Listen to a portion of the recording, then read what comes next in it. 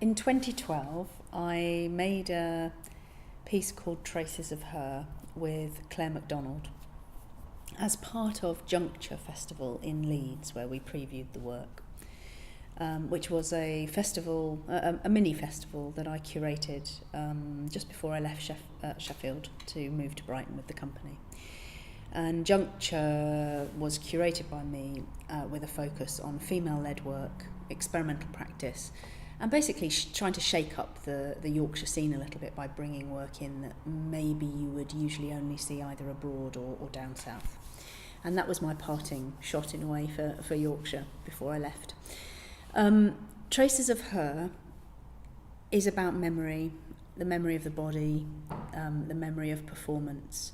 Claire talks about it as being sort of looking at the ghosts of performance, what you carry forward, what you leave behind.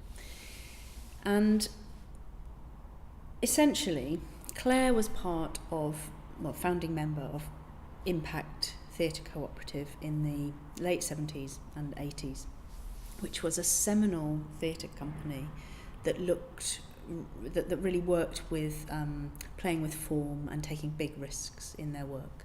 And they had a huge influence on companies like Forced Entertainment, Stan's Cafe, Third Angel, huge impact on the theatre and physical theatre scene in the UK and abroad.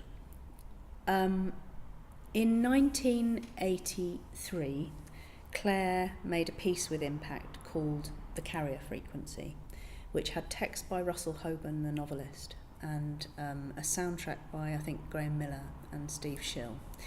And then I was invited in 1999 as part of the Millennium process, Millennium celebrations, by Stan's Cafe, a theatre company in Birmingham, to restage The Carrier Frequency. And I played Claire's role. So Claire, I think, was 28 when she originally made The Carrier Frequency, and I was 32 when I made it so many years later.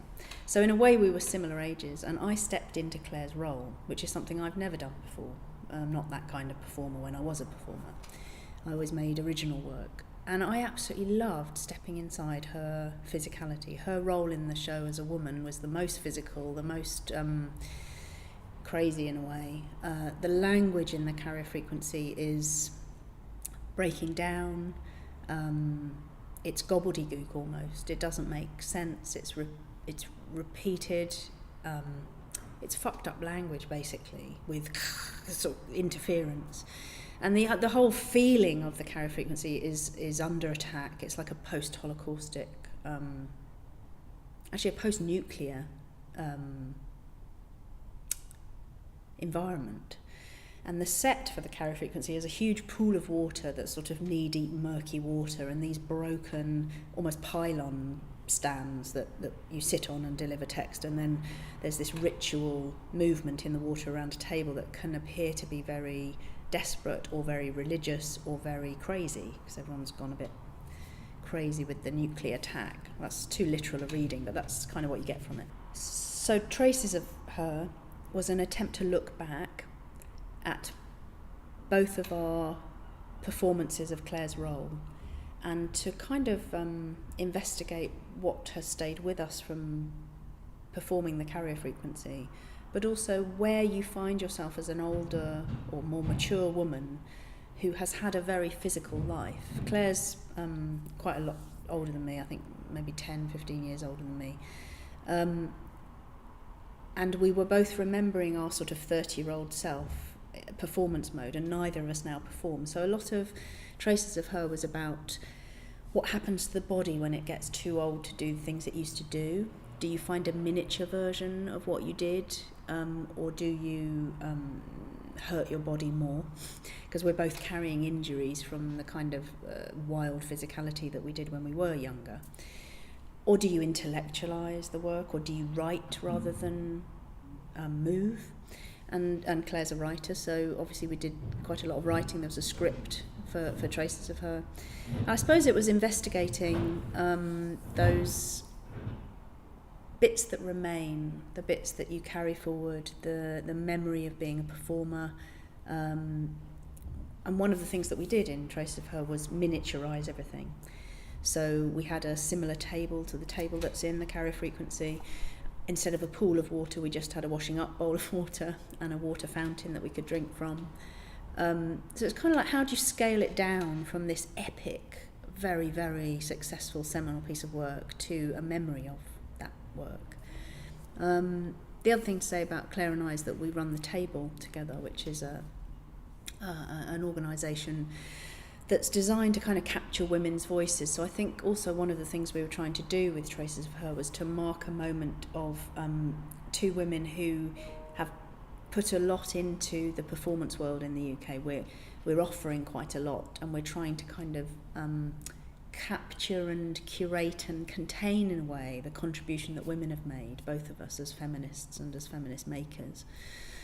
So it was working on all sorts of levels. I think there were some things that could be better in the performance, but it was a real privilege actually to perform with Claire, because something came alive in her when she performed with me that I don't see on a day-to-day level, because that part of her is left behind. And I think a minute charge from my physical past came out. I stuck my head in the water and sprayed some water around a bit, which is a ritual action from the original show, and just had a taste, just a tiny taste of what that was to do that, 15 years ago. And there's a sort of forlornness in both of us about what we've lost, but also we're quite confident and steady with where we are. So it's not a sad reflection, it's more what do you make of it? What do you make of that choice to crash around when you're younger, when you can no longer do it? Which of course is something that Liz Agus and I are also exploring in our work when we make work, of what physical language is appropriate for a 60-year-old and a 45-year-old. Or in Claire's case, a 50-something-year-old. How do you modify your practice to accommodate where you really are, if what drives your work is an authentic way of being on stage rather than a gloss? So the work that Claire and I did in a way was quite exposing about ageing and about bodies no longer being able to do what they once did. In terms of design, the way Traces of Her looked was the echoes of the original carrier frequency were shown on a video behind us live in the space. And I suppose that's the only other time, apart from on The House, where I've had live performance and video in the same space, big video. And in a way that was us honouring where the show had come from, which is something actually I think male choreographers and male makers maybe don't do as much as women are interested in, acknowledging the lineage of where a performance comes from. And I think actually a lot of contemporary makers don't acknowledge the impact that Impact had as much as they could. Anyway, the live performance was our performance, but towards the end of it we quoted very simply in front of microphones the text, the amazing Russell Hoban text from the carrier frequency, which I know performers in other companies who can quote that text because they saw the work live in '83 and it had such an impact on them that it stayed with them. So we actually had some of the original text in the work as well and showed a piece of the video so that the audience could match what we were reflecting upon, the losses or the memories or the ghosts, and actually could see a piece of the original material.